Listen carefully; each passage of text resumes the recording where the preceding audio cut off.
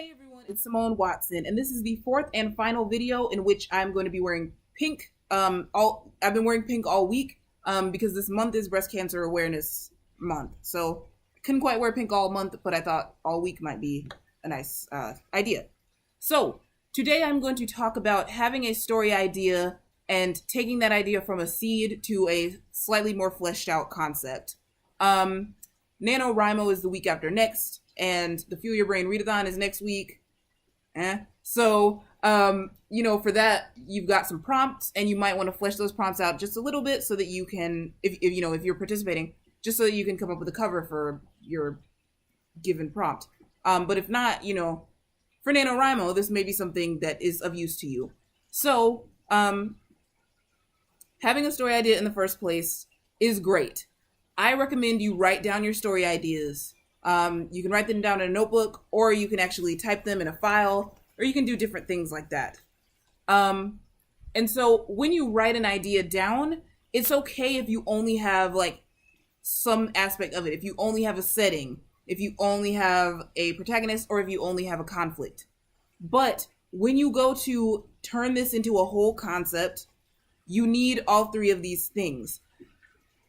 The only exception, I would say, is if your story idea is for TV, in which case you may not have to have a central conflict, but still you kind of do. You need a detailed enough world where conflicts can keep happening over and over, But if you're writing a screenplay or a novel or like a stage play, you do need a central conflict, setting, and character. And your character has to have a goal. So if you can't think of the conflict at first, give your character a goal and put an obstacle in the way of that in order to, create your conflict.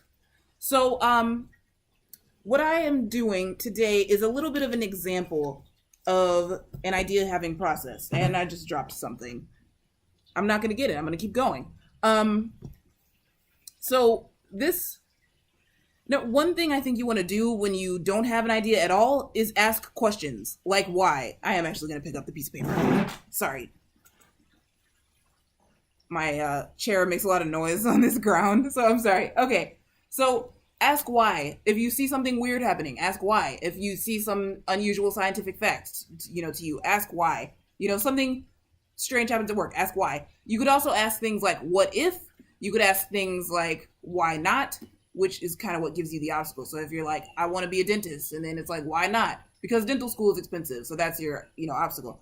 So what I have done is I have a book, and I'm going to open the book, point somewhere, find a 3-word phrase, and ask why. The 3-word phrase is parts that's fantastic.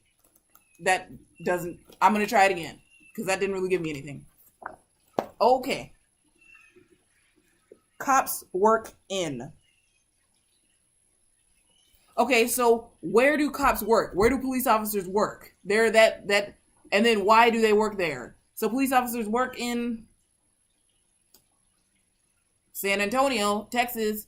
And what might happen in San Antonio, So this is just the idea. This is just the part with having an idea. I'm not going to flesh out that concept right now because I'm going to show you a little exercise.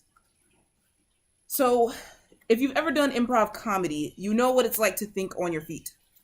And thinking on your feet can be great, especially if you're a pantser. But it also can be great when you're starting this whole brainstorm thing. So, here I have 4 settings, and I'm going to pick one. Also, this is something that I got from Swoon Reads. They said some people come up with a setting first and have their idea from there. Some people have a character first. Some people have a plot or conflict first. So, I am going to show you methods to go from here. So we have a setting, Kansas City, Missouri. Our second option is a country town in Alabama. I wrote or because I was going to say or another country, but then I realized I've never been outside of the U.S. except for kind of almost. But so I'm just going to kind of stick with what I know, sort of. Make up a world is your third setting option, and your fourth setting option is a place you visited as a child and liked. So what I'm going to do is take these 4 and shuffle them and pick one. And once we get a setting, we can ask ourselves, number 1, what possible conflict could happen in that setting? And number 2, whom would this conflict affect? I had to think for a second of how to phrase that. Okay, So I'm going to pick one of our 4 settings. Boom. Kansas City, Missouri. Yay! Okay, so what's a conflict that could happen in Kansas City, Missouri? I lived there for a while. Okay, well, I'll tell you a conflict that I had. This doesn't have to be, but it's just an example. My conflict was I had a hard time finding a job in Kansas City. I don't think that this is everyone. I think that a lot of people don't have a hard time finding a job. I'm not trying to tell you something bad about the job market. I'm just giving you an example of something that might happen. You know, as myself, I was 21. I was, living. I was trying to make a living, etc. So the conflict is having a tough time finding a job. Now, whom could this conflict affect? Let's say a recent college graduate, maybe. Okay? So from there, you can find out some details about your character. So your recent college graduate is someone that graduated with a degree in English and is now wanting to work somewhere in the something to do with books, I guess. I don't know. This is just kind of a guess. But that could be a starting point. Now I have my 4 characters, and I'm going to start with a character and come up with a setting in conflict. Oh, so characters. Your childhood hero. Someone like you in age, socioeconomic status, gender, ethnicity, etc. An optimist. And someone like you except age. Okay. So we're going to shuffle, shuffle, shuffle. Of course, you do not have to have pieces of paper and shuffle. If you have story cubes, you can do that. If you have anything. Okay.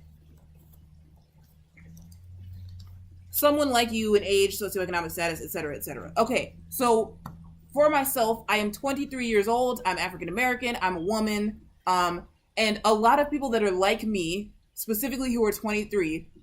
Oh, I don't want to use the same one that I just used. So sorry, because a lot of people that are like me have problems with either finding a job or the budget because, you're young, you're trying to get started with your career. So I'm trying to think of another conflict someone like me could have. Romantic relationship problems. Okay, so let's say the character like me, let's call her Jill. She is 23, African American, etc. We need to give her relationship problems. For example, her boyfriend